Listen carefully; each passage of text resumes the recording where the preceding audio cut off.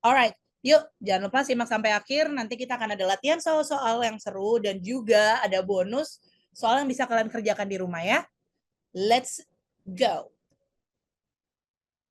Alright, today the structure and written expression that we're going to talk about adalah tentang tentang sentence structure. Yang kedua juga ada the word order. Yang ketiga kita juga akan bahas verbs and verbal. And four itu adalah membahas tentang proper style of English dan word choice-nya. Kalau di dalam TOEFL, structure sendiri sama written expression itu salah satu yang tricky. Kalau kita sudah bisa kuasai, kita bisa nge-push nilainya di situ. Tapi kalau misalnya kita lemah di situ, kita juga bisa kekurangan nilai dari situ. Ya. Karena kan kalau listening sama reading itu dia ada kadang ada yang bisa, kadang ada yang enggak gitu ya. Jadi tergantung soalnya gimana, kedengaran apa enggak. Tapi kalau written expression dan structure, you really do need to understand the question ya. Pertama, what you need to do when you are working on the structure question adalah you need to first study the sentence. Kalian harus lihat apakah kalimat yang ada di situ membutuhkan kata yang ini, membutuhkan kata yang ini, membutuhkan kata yang ini. Jadi menebak kata yang salah gitu loh, guys, yang tidak cocok. So you need to determine whether the sentence can be completed with this word or this word or this word gitu ya. Setelah itu, you need to study each answer based on how well it completes the sentence. Kayak tadi, kalau di pairing sama ini, rasanya begini. Kalau di pairing sama ini, rasanya begini. Jadi feelingnya main, tapi ingat-ingatannya juga main ya. Remember, do not try to eliminate incorrect answer by looking only at the answer. Jangan coba menghapus, jangan coba mencari kesalahan atau yang kata-kata yang salah cuma dengan ngelihat jawabannya doang, ya. Itu the incorrect answer are generally correct by themselves. Jadi kalau dia berdiri sendiri sebenarnya itu benar. Jadi benar-benar harus dilihat strukturnya, harus dilihat ini masuk ke tenses apa. Kalau misalnya simple present sudah passive verbnya itu pakai s, kalau subjeknya she, it. Jadi kurang lebih seperti itu ya. Jadi mereka tuh nggak akan ditypoin atau gimana, enggak. Tapi tensesnya yang kadang dibikin salah atau the wordingnya dibikin beda gitu ya. Oke, ini coba ya kita lihat ya. Oke, hari ini kita akan fokus ke skill 1-5. Sebenarnya ada banyak banget ya untuk structure and written expression skillnya, tapi this is the basic where paling minimum itu kurang lebih ada 10 soal pasti ngebahas skill 1-5. Nah, kalau kalian nggak percaya, boleh kalian buka description box-nya yang ada di bawah video, kalian download latihan soal yang ada di drive yang aku sediakan link bawah, itu kerjakan soal structure dan written expression-nya, kerjanya 1-15 saja ya. Biasanya kalau structure dan written expression itu kurang lebih salah ada 40 apa berapa ya? Aku lupa ingat tiba-tiba. Itu ada di next slide. Nah, choose the answer to that fit best with the sentence di sini. Ingat, fokus on grammar, not the meaning, bukan artinya. Kalian harus ngerjain ini, minimum satu soal itu cuma 25 detik per soal. Oke, coba kalian lihat 3 soal yang ada di atas. Let's read it together. Corn played an important role in the cultural of the cliff-dwelling Indians of the Southeast. Kira-kira yang mana?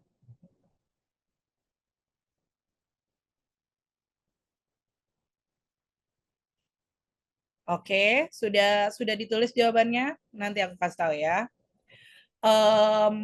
Next one, number 2. Willa Cather is known for My Antonia and another novel of the American frontier. Okay.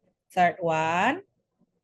Bowling, one of the most popular indoor sport, are popular all over the United States and in other countries. Kira-kira yang mana?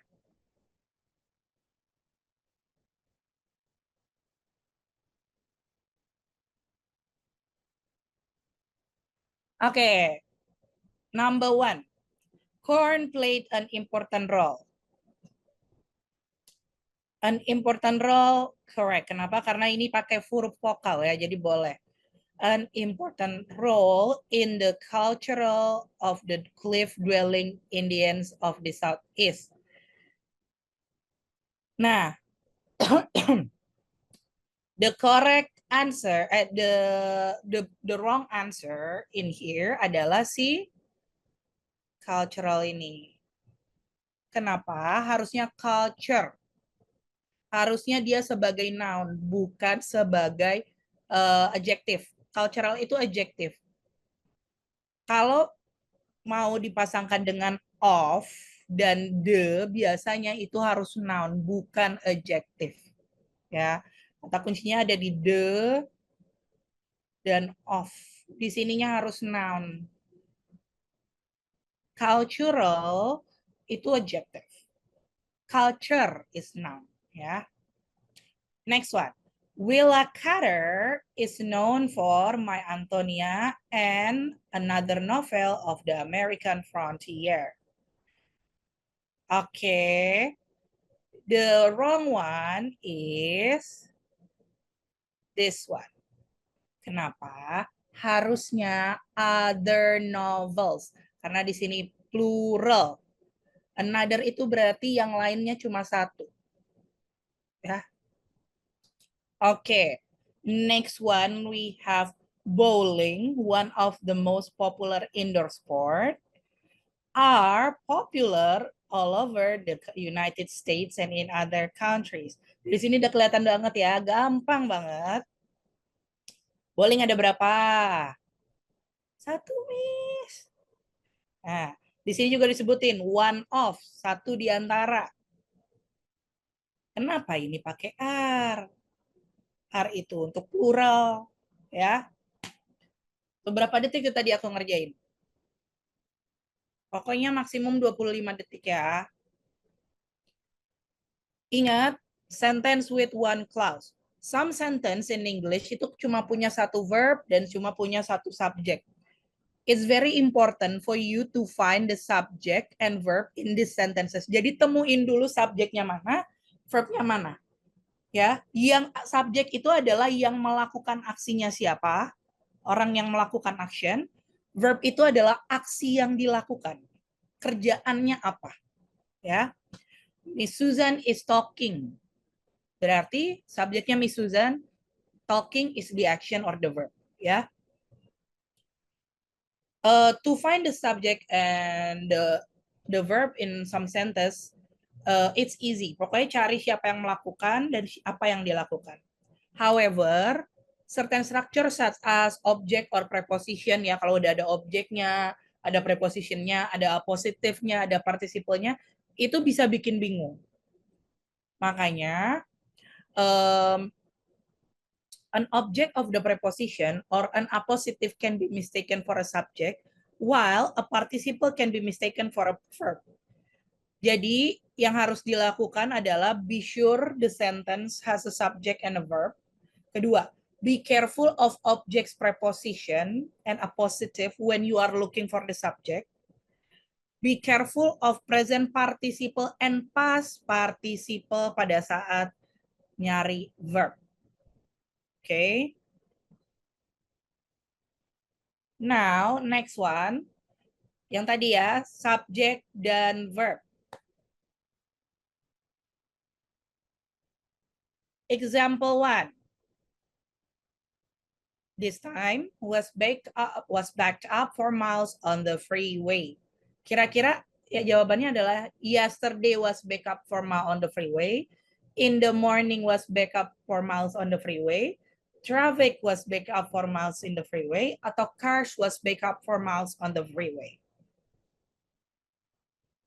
Yang mana yang paling cocok? Kita cari dulu verbnya ya. Kan di sini yang diminta subjek ya. Kalau di depan kan biasa ada subjek. Di sini kelihatan setelah to be ada verbnya. Verbnya adalah backed up. Backed up itu mampet atau nyangkut ya. You should notice immediately that there is a verb was in there. Tapi nggak ada subjeknya. Which is why answer C, this one, is the best one because it contains the singular subject traffic that agrees with singular verb was. Kalau misalnya in the morning was backup, in the morning itu preposition of time, nggak cocok. Yesterday juga preposition of time, nggak cocok kalau untuk jadi subjek. Cars masih cocok, tapi ingat di sini itu pakai was bukan were. Sementara cars-nya ini plural. Kalau di sini were boleh pakai cars, ya. Oke. Let's go ahead to go to the example 2. Engineers blank for work on the new space program. Nah, di sini subjeknya udah kelihatan. Engineers, para engineering, para insinyur ya. Tapi verbnya nggak ada. Mana verb yang paling cocok? Ingat, kita cari dulu to be-nya. Mana to be-nya? Ada nggak? Kan sudah ada subjek, pasti ada to be dong untuk biar masuk ke verb. Nah, di sini cuma satu yang ada to be. R. To be itu apa, Miss? Is MR. Ya. Terus kalau in past part in version 2 atau in the past was were. Kalau version 3 atau di verb 3 itu been ya. So, answer A, C, and D itu bukan verb. Necessary, butuh atau dibutuhkan. Hopefully, mudah-mudahan. Next month, bulan depan. Itu semua bukan verb ya, bukan kata kerja. Are needed. Sedang dibutuhkan. In there you see that it's a verb karena itu adalah aksinya ya, dibutuhkannya. Okay, next we have number 3, subject and verbs. A sentence in English must have at least one subject or verb. Jadi untuk jadi proper kalimat, paling tidak mereka harus punya satu verb dan satu subject ya. The boy going to the movie with a friend. Ayo, ada yang kurang apa nih? To be-nya. To be-nya di sini ada be ya. Ini dia future continuous. Will be going. The boy will be going to the movies with friend. Ini kenapa bukan he is, kenapa bukan he always was? Karena the boy-nya itu sudah merupakan si subjek. Kalau pakai he is sama he always was, subjeknya 2 kali dong. Kan ada he-nya di situ. Makanya salah ya. Lalu, excuse me, on C, is relaxing. The boy is relaxing sebenarnya proper sentence, tapi tiba-tiba ditambahin going gimana? Masa ada 2 verb in? Kan cuma boleh 1. At least one subject and one verb dalam satu sentence. So that's why the correct one is will be. Alright, let's continue. Nah, next we have skill 2. Tadi kan skill 1 ya, subject and verb agreement. Sekarang kita punya skill 2, which is objects of preposition. A preposition is always followed by a noun, pronoun, gerund, or a noun clause. That is called an object of the preposition. If a word is an object of preposition, it is not the subject. Yeah. With his friend, he found the movie theater. In this example, you should look first for the subject and the verb. Okay? You should notice the verb found and should also notice that there is no subject. Jadi ada verb found-nya ini. Subjeknya kosong. with his friend ini bukan subjek ya. Karena ini object of preposition with. Dia itu adalah objek dari si with-nya ini. Karena kan with bakalan di-follow sama si noun, pronoun, jiran. Di sini his friend-nya itu sebagai noun ya. Dan one noun cannot be both subject and an object. Dia nggak bisa jadi subjek dan objek. Cuma bisa jadi objek aja. Atau jadi subjek aja ya. A subject is needed in the sentence. That's why we need to find the subject in here. Nah, kalau dari tulisannya, satu-satunya subjek adalah si he. Karena has itu verb, later itu preposition of time, when itu bukan ya, when itu question word. Alright. Remember, a lengthy list of preposition and practice in recognizing preposition can be found at the back of the text. You may want to complete this exercise before continuing with exercise 2. Now, let's learn about appositive. An appositive is a noun that comes after noun and is generally set off from the noun with comma. Jadi dipisahkannya tuh dari kata benda lainnya itu dengan koma biasanya ya. If a word is appositive, it is not the subject. The following appositive structure are both possible in English. Tom, comma, a really good mechanic, comma, is fixing the car. So the appositive atau penjelasan tentang si subjek ya, itu dipisahkan dengan subjeknya dengan koma. Bisa diputar juga di depan. Ya, appositive. Jadi ibaratnya dia mau menceritakan the main character gitu loh. A really good mechanic, comma, Tom is fixing the car. Nah, appositive sometimes yes, bisa bikin bingung, apalagi kalau di structure ya, karena dia bisa aja kita kira sebagai subjek, apalagi kalau ditaruh di depan, gitu. Remember, an appositive is a noun that comes before or after another noun. Dan artinya sama nounnya. Ya, jadi cara biar tahu yang mana yang subjek adalah appositive itu adanya setelah atau sebelum noun dan artinya sama dengan nounnya. Oke? Kasih Tom, a really good mechanic, kan maksudnya orang yang sama ya. A really good mechanic, Tom, sama ngejelasin satu orang. Gitu ya. Now, let's try to see the example. George is attending the lecture. Kira-kira nih, which one is the appositive? Apakah right now? Bukan, dia preposition of time. Happily, adjective ya. Because of the time, bukan juga. So, satu-satunya yang kelihatan orang atau sebuah subjek yang pas jadi George adalah my friend, which is the, ya. George is an appositive in here. Alright, sekarang kita masuk ke skill 4, which is be careful of present participles. Hati-hati sama si present participle. Apa itu present participle? Si ing ya, si verb ing ini guys. Nah, jadi present participle tuh bisa satu bagian dari verb, kedua bisa aja dia ternyata adjective atau kata sifat.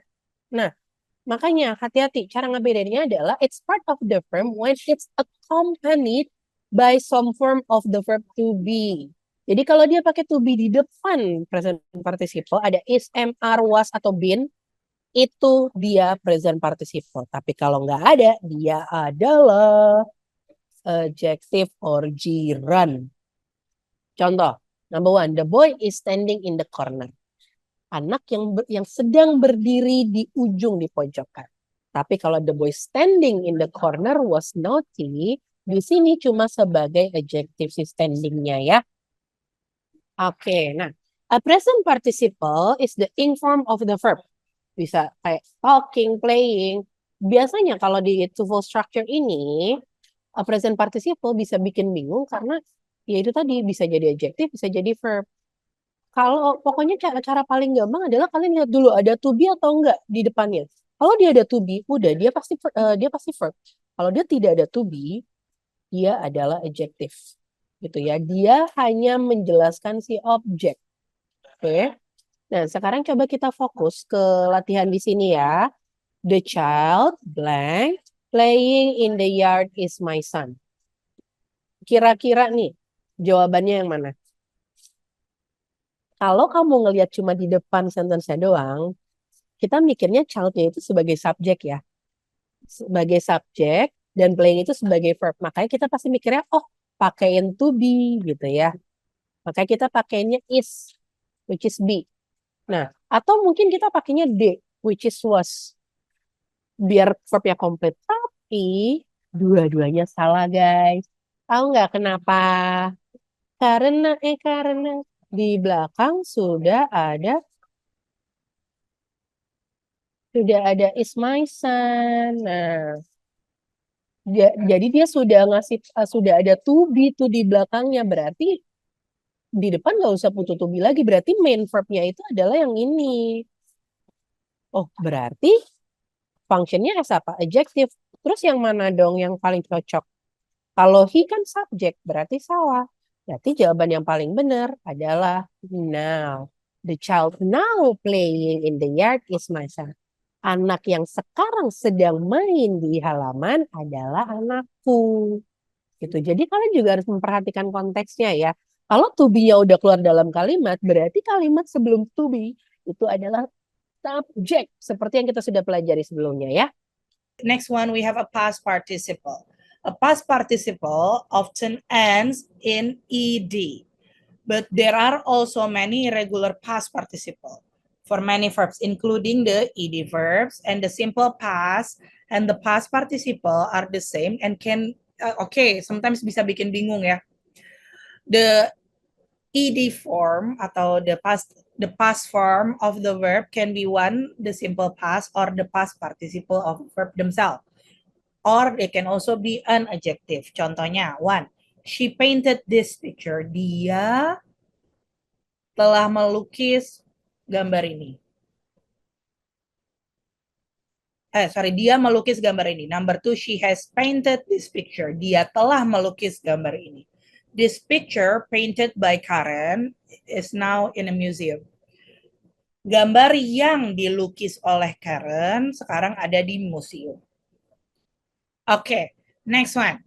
Past participle, kalau di structure and to test biasanya can either be an adjective atau part of the verb. Past participle is the form that in the form of the verb that appears will have to be. Jadi dia bakalan punya have atau be. It often ends in ed, but there are also many irregular past participle in English. Banyak juga yang ganti adjektifnya. Jadi kayak adjektif pertama itu good. Kok adjektif verb. Misalnya verb pertama is by, second verbnya jadi both.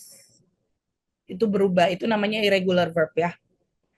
Nah, di sini the family has purchased a television. The poem was written by Paul. Di sini kalau ada has, dia sebagai verb. Tapi kalau tidak ada has atau be-nya, dia jadi adjective. The television purchased yesterday was expensive. TV yang dibeli kemarin, TV yang kita beli kemarin itu mahal. The poem written by Paul appeared in the magazine. Puisi yang ditulis sama Paul muncul di majalah. Gitu. Jadi kalau nggak ada to be-nya, dia jadi adjective ya guys. Kalau ada have atau has dan be, itu dia merupakan verb. Oke. Now next, fokus ke sini ya. The package mailed at the post office will arrive on Monday.